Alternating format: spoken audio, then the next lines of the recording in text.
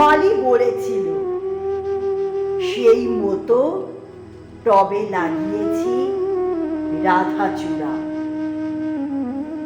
এতটুকু টবে এতটা গাছ, সে কি হতে পারে?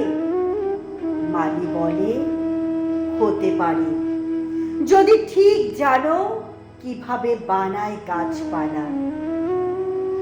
খুব যদি বার বেড়ে ওঠে, দাও ছেটে সব মাথা।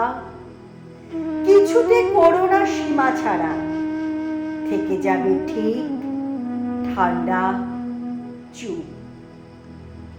ঘরেও দিব্যি শোভা হবে, লোকেরাও বলবে রাধাচূড়া। সবই বলেছিল ঠিক, শুধু মালি যা বলেনি সেটা হলো, সেই বার নিচে চড়িয়ে যায় শিকড়ে শিকড়ে মাথা করে, আর এখানে ওখানে মাটি ফুঁড়ে হয়ে ওঠে এক অন্য গাছ।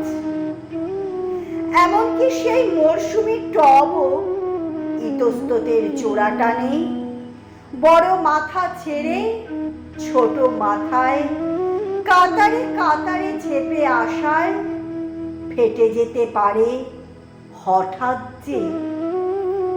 সে কথা কি মালি বলেছিল? মালি তা বলেনি। রাধাচূড়া।